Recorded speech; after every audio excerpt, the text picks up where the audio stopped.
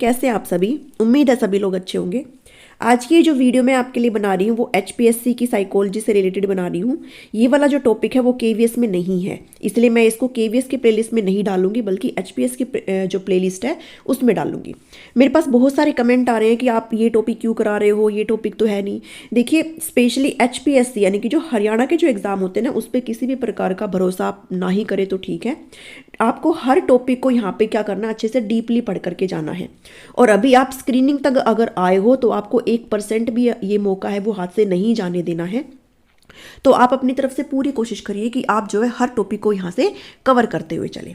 ठीक है, तो ये आपका जो पहला टॉपिक जो आपको एज इट इज सिलेबस में दिया गया है वो वाला टॉपिक मैंने आज पिक किया है कि एजुकेशनल साइकोलॉजी यानी कि जो शैक्षिक मनोविज्ञान है, जो शैक्षिक मनोविज्ञान है उसकी क्या धारणा है, क्या उसके क्षेत्र है और क्या उसके कार्य हैं। ठीक है, अब एजुकेशनल साइकोलॉजी तक जाने के लिए सबसे पहले आपको ये पता होना चाहिए कि साइकोलॉजी क्या होता है। अब आप कहेंगे मैम ये तो हमें पता ही है क्योंकि हम लोग पढ़ के आए हैं एचटेट में, हमने एचटेट को पास किया है तो हम तो पढ़ के आए हैं। मैं फिर यही कहूँगी कि आप फिर से एक बार अच्छे से देख लीजिए जो मैं आज आपको ये बताने वाली हूँ साइकोलॉजी के बारे में। हो सकता आपने ना पढ़ा हो और हो सकता आपने पढ़ लिया हो, तो आपके लिए तो एक तरीके से ये फ्री के नोट्स ही है ना, तो पढ़ने में क्या जा रहा है ना। तो आप एक सीरियस कैंडिडेट हो, इसमें कोई डाउट नहीं है, इसलिए आप यहाँ पे साइकोलॉजी क्या होती है उसको पढ़ लीजिए, क्या इसकी हिस्ट्री है। उसके बाद हम किस पे मूव करेंगे, एजुकेशनल साइकोलॉजी पे मूव कर जाएंगे। ठीक है, साइकोलॉजी क्या होती है।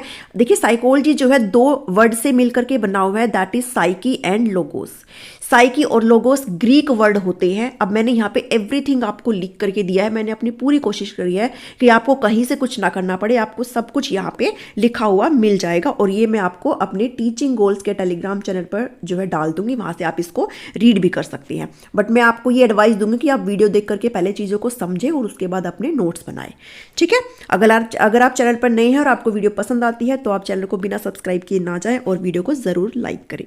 ठीक है, तो चलिए, साइकी और लोगोस ये दोनों ग्रीक वर्ड से मिलकर बने हुए हैं। ग्रीक वर्ड ना दिया हो तो लैटिन शब्द भी हम इसको बोल सकते हैं। किस शब्द से, लैटिन शब्द से। ठीक है, साइकी का मतलब होता है आत्मा यानी कि साउल, और लोगोस का मतलब होता है साइंस यानी कि विज्ञान।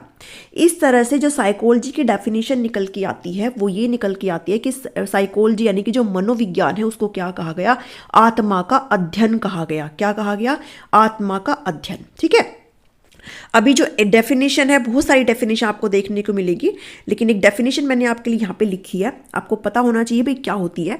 Psychology is the study of mind and behaviour, यानी कि ये जो है किसी भी बच्चे के मस्तिष्क और उसके व्यवहार को क्या करता है, स्टडी करता है। हम लोग सीडीपी पढ़ते हैं, हम जब चाइल्ड डेवलपमेंट और पेडागोजी यानी कि चाइल्ड साइकोलॉजी को पढ़ते हैं तो हमारा जो सेंटर होता है वो चाइल्ड होता है, और हम हर चीज़ बच्चे से रिलेटेड पढ़ते हैं। बच्चे के सोशलाइजेशन, उसके व्यवहार, उसके कॉग्निटिव, उसके मोरल एस्पेक्ट है ना, हर चीज़ के बारे में पढ़ते हैं। तो साइकोलॉजी होता ही क्या है, माइंड और व्यवहार को स्टडी करना होता है। It include the study of conscious and unconscious phenomena. Conscious मतलब चेतन रूप वाला, ठीक है, चेतन रूप वाला, और अनकॉन्शियस जो अचेतन वाला फिनोमिना है उसको स्टडी करते हैं। बच्चों की क्या फीलिंग्स है, क्या बच्चे सोचते हैं और बच्चे के क्या विचार है, इन सभी को हम किस में स्टडी करते हैं, साइकोलॉजी इन सभी को क्या करता है, स्टडी करता है। हिंदी में भी मैंने आपके लिए लिखा है, जो हिंदी मीडियम वाले हो सेम मैंने एक्सप्लेन किया है। ठीक है, आप लोग अपना रीड करिएगा। डेफिनेशन है साइकोलॉजी। अब बहुत सारे साइकोलॉजिस्ट हैं जिन्होंने अपनी अपनी डेफिनेशन दी है। अब यहाँ पर ना क्या होता है ना कि आप जो अब एग्जाम देने वाले हो ना साइकोलॉजी का, वही समझ लो कि आप बहुत डीप में जाने वाले हो, क्योंकि ये एचपीएससी है और नो डाउट ये अपनी तरफ से आपको पूरा जो है यहाँ पे कोशिश करेगा कि आप जो है इसमें डूब जाए बिल्कुल। ठीक है, तो यहाँ पर आपको एक भी चीज़ नहीं छोड़नी है। तो जेबी वाटसन क्या कहते हैं साइकोलॉजी के बारे में, साइकोलॉजी जो होता है वो साइंस ऑफ बिहेवियर यानी कि हमारे व्यवहार का अध्ययन होता है। कौन कहते हैं, वॉटसन कहते हैं। ये बात आपसे पूछा जा सकता है कि बताओ भी किसने कहा है कि व्यवहार का अध्ययन किसने कहा है, तो आप कहेंगे जेबी वॉटसन कहते हैं। आपको पता है ना जेबी वॉटसन कौन है, बिहेवियरिस्ट के जनक है ना, बिहेवियरिज्म के फादर है। ठीक है, क्रो एंड क्रो ने क्या कहा है कि साइकोलॉजी जो है is the study of human behaviour and human relationship. मानव व्यवहार और मानव के रिलेशनशिप के बारे में किसने कहा है, ये क्रो एंड क्रो ने कहा है। Psychology is the science of mental activity of organism, किसी भी ऑर्गेनिज्म के जो मानसिक जो क्रियाएं हैं उसको स्टडी करना क्या होता है, साइकोलॉजी होता है। ये गिलफर्ड बोलते हैं, ठीक है, जेपी गिलफर्ड बोलते हैं। उसके बाद हम देखेंगे हिस्ट्री क्या है साइकोलॉजी की। अब ये इंपॉर्टेंट है, ठीक है, हिस्ट्री क्या है साइकोलॉजी के। देखिए, हिस्ट्री में साइकोलॉजी को क्या क्या कहा गया है। 16th सेंचुरी में क्या कहा गया है साइकोलॉजी को, कि जो साइकोलॉजी है वो साइंस ऑफ साउल है, यानी कि आत्मा के विज्ञान के रूप में साइकोलॉजी को माना गया। यानी कि हम जो है 16वीं शताब्दी में क्या माना गया कि साइकोलॉजी होता है वो आत्मा को अध्ययन करता है, आत्मा के विज्ञान के रूप में इसको माना गया। अब इसके बारे में किसने कहा भाई 16th सेंचुरी में ये बात, तो ये प्लेटो ने और एरिस्टोटल ने। किसने कहा? प्लेटो और एरिस्टोटल। एरिस्टोटल को हिंदी में अरस्तु बोलते हैं, ठीक है। प्लेटो और एरिस्टोटल ने क्या कहा, आपसे पूछा जा सकता है कि बताओ साइंस ऑफ साउल किसने कहा है, तो आप बताएंगे प्लेटो और एरिस्टोटल ने कहा कि साइकोलॉजी क्या होती है, मनोविज्ञान क्या होता है, वो आत्मा का अध्ययन होता है, ठीक है। लेकिन आप सभी को पता है क्या आत्मा का अध्ययन किया जा सकता है, क्या आत्मा को देखा जा सकता है, क्या आत्मा को सुना जा सकता है, क्या हम आत्मा के बारे में पता कर सकते हैं? हम नहीं पता कर सकते, इसलिए ये जो है वो फेल हो गया, ठीक है। इसको नहीं माना गया, इसको जो है नकारा गया कि भाई हम आत्मा को किसी भी रूप में ऑब्जर्व नहीं कर सकते हैं। तो ये वाला जो था 16th सेंचुरी वाला, ये क्या हो गया, एक तरीके से इसको खारिज किया गया। फिर 17th सेंचुरी में हमें क्या बोला गया, 17वीं शताब्दी में हमें कहा गया कि जो साइकोलॉजी होता है वो मन का अध्ययन होता है, मन के विज्ञान के रूप में साइकोलॉजी को माना गया। अब ये किसने कहा? ये कहा गया लिबनिट्ज के द्वारा, होब्स के द्वारा, जॉन लॉक के द्वारा, कैंट के द्वारा और ह्यूम के द्वारा, ठीक है। इन्होंने क्या कहा कि जो साइकोलॉजी होती है वो मन का अध्ययन करना होता है। फिलोसफर्स यानी कि जो भी दार्शनिक थे इन्होंने इसके बारे में बात करी, ठीक है। लेकिन आप सभी को पता है क्या किसी के मन को अध्ययन किया जा सकता है, किसी के माइंड में क्या चल रहा है, क्या हम ये पता कर सकते हैं? हम ये पता नहीं कर सकते, इसलिए इसको भी क्या कर दिया गया, इसको भी खारिज किया गया, इसको भी नहीं माना गया, ठीक है। नेक्स्ट है साइंस ऑफ कॉन्शियसनेस। अब 18th और 19th सेंचुरी में ये क्या माना गया कि जो साइंस होता है वो चेतना का अध्ययन होता है, चेतना के विज्ञान के रूप में, यानी कि कॉन्शियसनेस, ठीक है। अब इसमें कौन से फिलोसफर्स थे? Philosophers William James, William Wundt considered psychology as science of consciousness. किन्होंने, आपसे पूछा जा सकता कि बताओ किसने कहा कि साइकोलॉजी जो है चेतना के विज्ञान के रूप में हम मानते हैं, तो आप बताएंगे जेम्स और वुंड ने, ठीक है। अब वुंड का नाम आप सभी को पता है कि फादर ऑफ साइकोलॉजी कौन है? फादर ऑफ साइकोलॉजी कौन है भाई? फादर ऑफ साइकोलॉजी है विल्हेम वुंड है, ठीक है। फादर ऑफ साइकोलॉजी आप सभी याद रखेंगे। उसके बाद इन्होंने क्या किया, साइकोलॉजी को एक साइंस ऑफ कॉन्शियसनेस के रूप में माना कि जो मनोविज्ञान होता है उसमें हम जो चेतना का विज्ञान है उसको क्या करते हैं, स्टडी करते हैं, ठीक है। उसके बाद एक पॉइंट मैंने यहाँ पे लिखा है कि 1879 में विल्हेल्म वुंड ने ओपन किया first psychology lab in लिप्जिंग city Germany. अब अपने आप में बहुत इंपॉर्टेंट पॉइंट है, आपसे पूछा जा सकता है पहली मनोवैज्ञानिक प्रयोगशाला कहाँ पे स्थापित हुई? पहली मनोवैज्ञानिक प्रयोगशाला, तो आप बताएंगे जर्मनी के लिप्जिंग सिटी में, ठीक है। और कब हुई? 1879 में, ठीक है, 1879 में। और किसने करी? विल्हेल्म वुंड ने। अब आपसे ये पूछा जा सकता है कि इनके एक स्टूडेंट थे जिसका नाम था टिचनर। क्या नाम था? टिचनर, ठीक है। इन्होंने इनके साथ क्या ओपन करी? पहली साइकोलॉजी की लैब ओपन करी। अब ये टिचनर का नाम यहाँ पे इंपॉर्टेंट है। क्यों नाम इंपॉर्टेंट है? क्योंकि टिचनर ने ना, अगर आप स्कूल ऑफ साइकोलॉजी पढ़ते हो, अब आप ये कहोगे कि भाई स्कूल ऑफ साइकोलॉजी हमारे दिया हम क्यों पढ़े? मुझे लगता है कि आपको स्कूल ऑफ साइकोलॉजी को भी पढ़ करके जाना चाहिए क्योंकि वो भी इंपॉर्टेंट है, ठीक है। तो स्कूल ऑफ साइकोलॉजी में सबसे पहला जो स्कूल आता है वो आता है स्ट्रक्चरलिज्म का, ठीक है, संरचनावाद का। इसका ये जो स्ट्रक्चरलिज्म वर्ड है, इसका ये जो नाम है वो टिचनर ने ही दिया था। किसने दिया था? टिचनर ने, ठीक है। इसके फाउंडर बोले जाते हैं विलियम वुंड, लेकिन इसका जो नाम है वो किसने दिया था? टिचनर ने। इसलिए टिचनर का नाम यहाँ पे क्या हो जाता है? इंपॉर्टेंट हो जाता है, ठीक है। इंटरनेशनली तो पहली जो साइकोलॉजी की लैब ओपन हुई वो लिप्जिंग सिटी में। अब आप मुझे कमेंट करके ये बताओ कि इंडिया में पहली साइकोलॉजी की लैब कहाँ पे स्थापित हुई? कहाँ पे स्थापित हुई? चलिए मैं आपको इसे बता ही देती हूँ। ये स्थापित हुई थी कोलकाता में, ठीक है। कलकत्ता में ये स्थापित हुई थी, कलकत्ता में। और किसने? एन सेन गुप्ता ने कलकत्ता में पहली मनोविज्ञान प्रयोगशाला इंडिया में स्थापित करी, ठीक है। इंडिया की अगर पूछी जाए तो आप एन सेन गुप्ता कलकत्ता लिखेंगे, और अगर इंटरनेशनली पूछी जाए तो ये हमारे विलियम वुंड है ही, जिन्होंने साइकोलॉजी के जनक भी इनको बोला जाता है, ठीक है। तो साइंस को क्या बताया गया? साइंस को चेतना के विज्ञान के रूप में इन्होंने माना, ठीक है।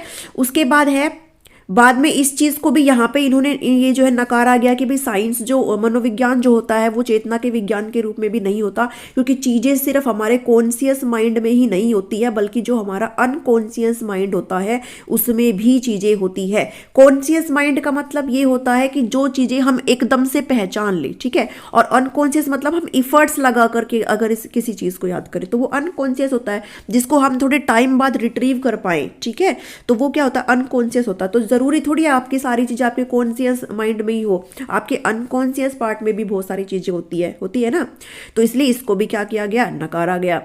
फोर्थ कहा गया 20th सेंचुरी के अराउंड कहा गया कि जो साइंस होता है वो बिहेवियर होता है, हमारा जो व्यवहार होता है वही क्या होता है, साइकोलॉजी होता है। हम साइकोलॉजी में किसका अध्ययन करते हैं, हम जो है व्यवहार का अध्ययन करते हैं, और इसी बात को आज तक भी कहा जाता है कि साइकोलॉजी एट प्रेजेंट क्या है, at some sort of behaviour ही है, ठीक है। साइकोलॉजी को किससे रिलेट किया जाता है, व्यवहार से ही रिलेट किया जाता है, ठीक है।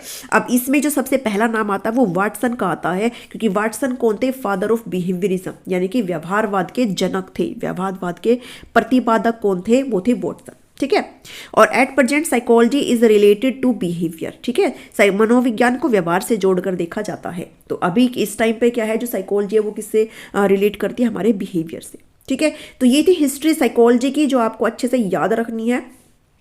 अच्छा, अगर आपसे पूछा जाए बताओ साइकोलॉजी वर्ड किसने दिया था, साइकोलॉजी के जो फादर थे वो थे वुंड थे, लेकिन साइकोलॉजी वर्ड किसने दिया था, तो आप कहेंगे रुडोल्फ गोकल, ठीक है, RUDOLF, रुडोल्फ GOCKEL, गोकल, ठीक है। तो वर्ड दिया था रुडोल्फ गोकल ने, और जनक माने जाते हैं विल्हेल्म वुंड, ठीक है। उसके बाद है एजुकेशनल साइकोलॉजी वाला टॉपिक आ जाता है। हमने पढ़ लिया साइकोलॉजी क्या होती है, अब एजुकेशनल साइकोलॉजी क्या होती है। देखिए, जो साइकोलॉजी थी वो तो हमारे व्यवहार का अध्ययन करना था, ठीक है, लेकिन एजुकेशनल साइकोलॉजी यानी कि हम जो है शिक्षा में साइकोलॉजी को कैसे अप्लाई कर रहे हैं, हम शिक्षा में साइकोलॉजी का कैसे इस्तेमाल कर रहे हैं, वही क्या होती है, हमारी एजुकेशनल साइकोलॉजी होती है। इट्स एप्लीकेशन, किसका एप्लीकेशन, साइकोलॉजी का application in the field of education with aim of socialising man and modifying is behaviour, है ना, आ गया ना, बिहेवियर भी आ गया।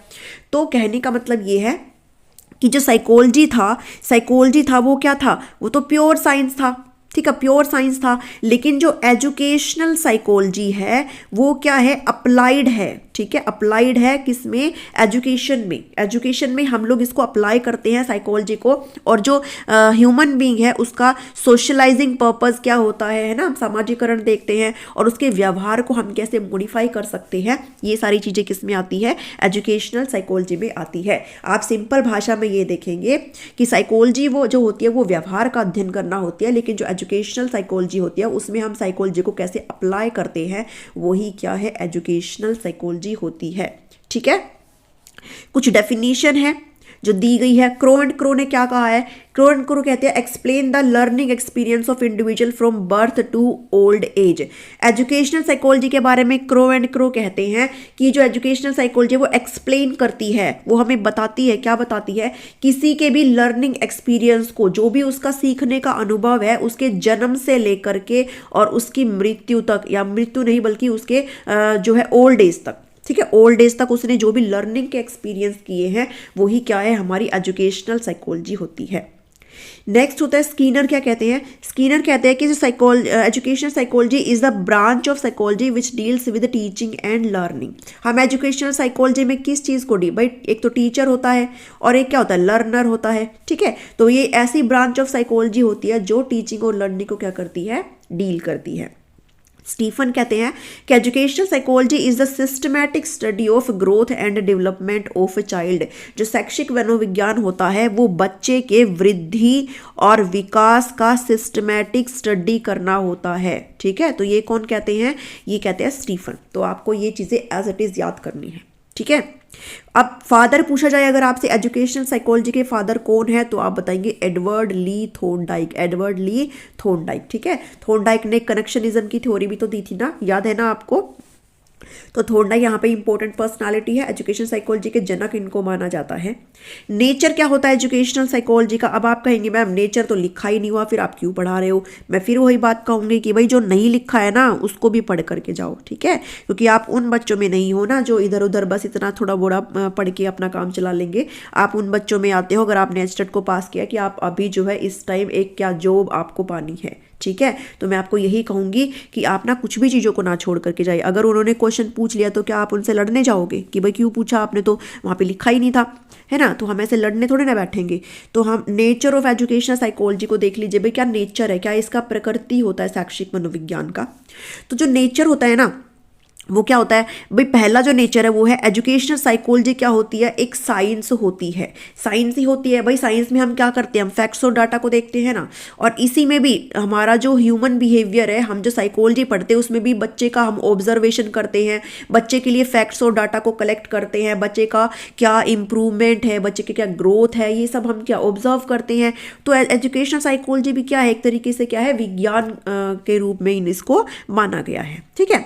अब एजुकेशनल साइकोलॉजी जो है वो एक पॉजिटिव साइंस है।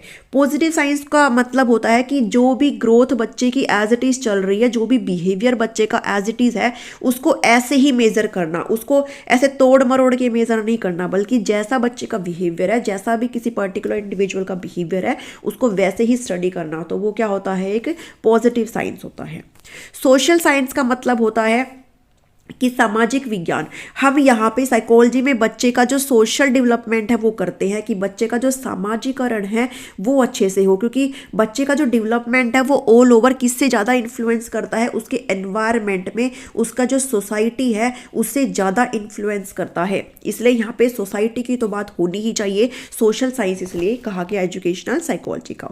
Next is applied science. क्या नेचर है एजुकेशन साइकोलॉजी का? इसको अप्लाइड साइंस भी बोला गया है। क्यों? क्योंकि हम जो है साइकोलॉजी को अप्लाई कर रहे हैं। कहाँ पे अप्लाई कर रहे हैं? इन फील्ड ऑफ एजुकेशन। भाई शिक्षा के क्षेत्र में हम मनोविज्ञान को क्या कर रहे हैं, लागू कर रहे हैं, अप्लाई कर रहे हैं। इसको अप्लाइड साइंस भी बोला गया, ठीक है। उसके बाद आता है क्या नेचर है, कि ये क्या है nature, education psychology is a scientific approach. इसमें साइंटिफिक क्यों बोला गया? क्योंकि हम बच्चों को क्या करते हैं, ऑब्जर्व करते हैं, ठीक है। जैसे साइंटिफिक जब हम कोई चीज़ें करते हैं, ऑब्जर्वेशन करते हैं ना, तो इसमें बच्चों को ऑब्जर्व करते हैं, ठीक है, एक्सपेरिमेंट करते हैं, बच्चों को टूल्स एंड टेक्निक्स यूज़ करते हैं, ठीक है। इसलिए इसको क्या बोला गया कि इसका एक नेचर ये भी है कि ये किस में आता है, कि साइंटिफिक अप्रोच में आता है। तो ये थे नेचर आपके।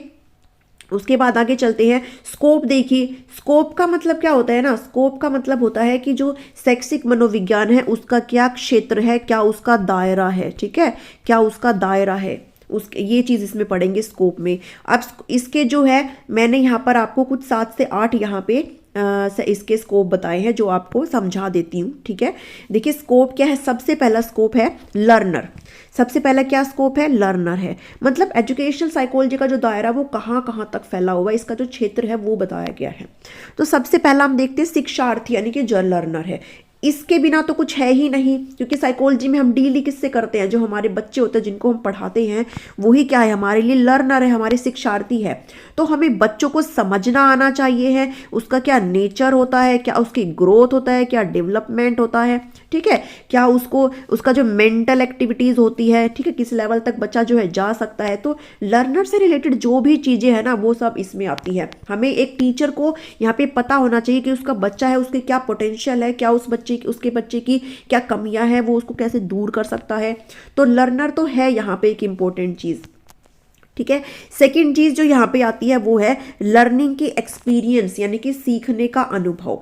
अब यहाँ पे क्या है ना, बच्चा क्या करेगा, यहाँ पे बच्चा टीचर जो है यहाँ पे अपने जो एक्सपीरियंस है उसके बेस पे बच्चे पे अप्लाई करेगा, बच्चे के लिए मेथड्स और बनाएगा, बच्चे के लिए क्या क्या एड्स हो सकते हैं उसको सिखाने के लिए, वो सब चीज़ें देखेगा, है ना। पढ़ाने के लिए वो बच्चे को क्या कर सकता है वो सब देखेगा यहाँ पे। नेक्स्ट है लर्निंग की क्या प्रोसेस होती है, सीखने की क्या प्रक्रिया है। अब टीचर ने यहाँ पे मेथड्स देख लिए, एड देख लिए, ठीक है। अब यहाँ पे उन मेथड्स को क्या करेगा टीचर, अप्लाई करेगा अपने बच्चे पे, कि वो कैसे उसको इफेक्टिव तरीके से क्या कर सकता है, पढ़ा सकता है, क्या क्या टूल्स एंड टेक्निक्स यहाँ पे यूज कर सकता है, ठीक है। नेक्स्ट है पर्सनालिटी। पर्सनैलिटी एंड एडजस्टमेंट, यहाँ पे जो है टीचर को पता होना चाहिए कि बच्चे की जो पर्सनैलिटी है वो क्या है, बच्चा जो है एडजस्टमेंट अच्छे से कर पा रहा है कि नहीं कर पा रहा है, टीचर यहाँ पे एडजस्टमेंट कर पा रहा है कि नहीं कर पा रहा है। ठीक है, एडजस्टमेंट का मतलब क्या होता है भाई, कोई भी सिचुएशन है आपके सामने, उसके अकॉर्डिंग आप अगर खुद को ढाल पा रहे हो, उसके अकॉर्डिंग अगर आप अपने को मॉडिफाई कर पा रहे हो तो एडजस्टमेंट होता है। तो ये भी एक इंपॉर्टेंट क्या है यहाँ पे स्कोप हो जाता है। नेक्स्ट है फिर जैसे लर्नर इंपॉर्टेंट था वैसे टीचर तो इंपॉर्टेंट है ही, बिना टीचर के क्या ही करेगा बच्चा, है ना। तो टीचर को अपना रोल भी पता होना चाहिए भाई, टीचर का क्या रोल है, टीचर को क्या करना चाहिए, टीचर को कैसे पढ़ाना है। ठीक है, बच्चों को अगर कोई क्वारी है तो टीचर को कैसे सोल्व करना है। ठीक है, टीचर के क्या क्या रिस्पॉन्सिबिलिटीज होती है ये सभी टीचर को पता होना चाहिए है। अगर बच्चा कहीं पे पिछड़ रहा है तो क्या क्या इफेक्टिव वे से जो टीचर है वो पढ़ा सकता है। ठीक है, तो टीचर यहाँ पे इंपॉर्टेंट स्कोप है। उसके बाद है बिहेवियर, साइकोलॉजी में हम बिहेवियर को डील करते हैं तो यहाँ पे ह्यूमन बिहेवियर तो एक इंपॉर्टेंट स्कोप बन ही जाता है। नेक्स्ट है इंडिविजुअल डिफरेंसेस। अब जो क्लास होती है उसमें हर बच्चे समान नहीं होते हैं। ठीक है, आप सभी को पता है इंडिविजुअल डिफरेंसेस क्या होते हैं, व्यक्तिगत भिन्नताएं होती है। अगर कोई ट्विन्स चिल्ड्रन भी है ना, ट्विन का मतलब अगर कोई आइडेंटिकल ट्विन है यानी कि एक जैसे सेम बच्चे हैं ना जो सेम डेट को पैदा हुए, दिखने में भी सेम है, तो जरूरी नहीं है ना कि दोनों का इंटरेस्ट भी सेम हो, उनमें भी क्या होता है डिफरेंसेस होता है। तो इंडिविजुअल डिफरेंस हर बच्चे में होता है, किसी बच्चे को कुछ पसंद होता है, किसी बच्चे को कुछ पसंद होता है। तो टीचर को इस इंडिविजुअल डिफरेंस को भी एक अपॉर्चुनिटी के रूप में देखना चाहिए है और सभी की जो इंडिविजुअल डिफरेंस है उसको केटर करना चाहिए है। ठीक है, अब यहाँ पे टीचर को एक चीज़ और पता होनी चाहिए ग्रोथ एंड डेवलपमेंट के बारे में। हरियाणा का ये जो HPSC स्क्रीनिंग का एग्जाम क्लियर करके क्या बनेंगे आप लोग, टीचर बनेंगे ना।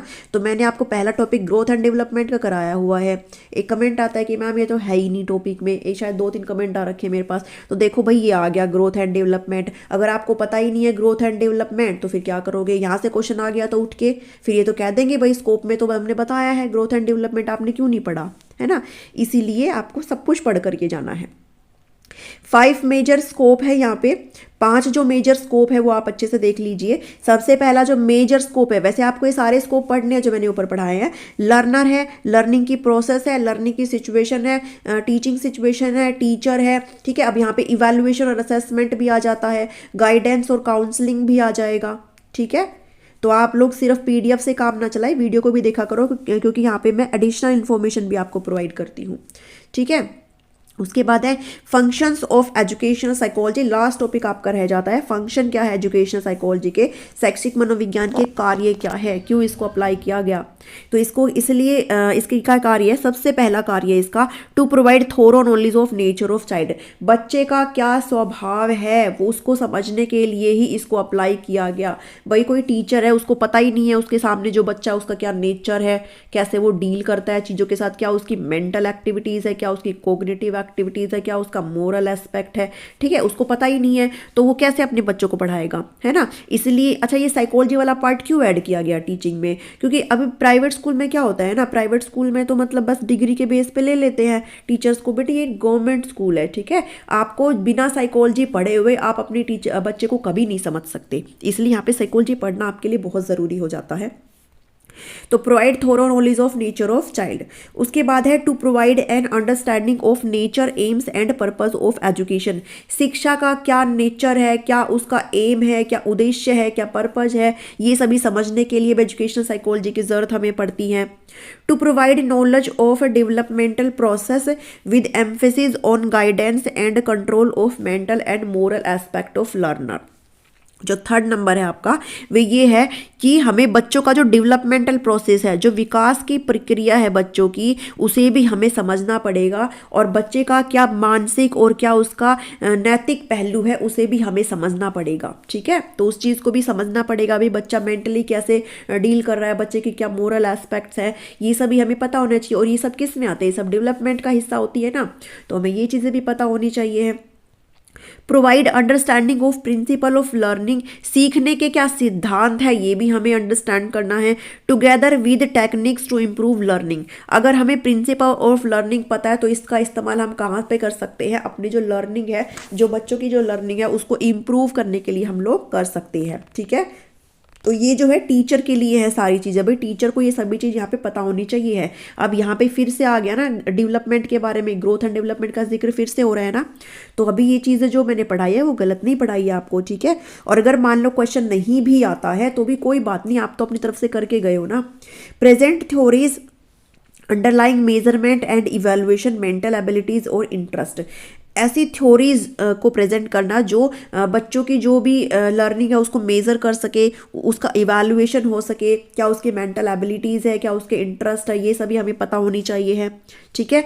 Next principle and conclusion, last आपका ये जो है फंक्शन है, principle and conclusion of prevention of maladjustment together with approved facility practice to achieve satisfactory adjustment.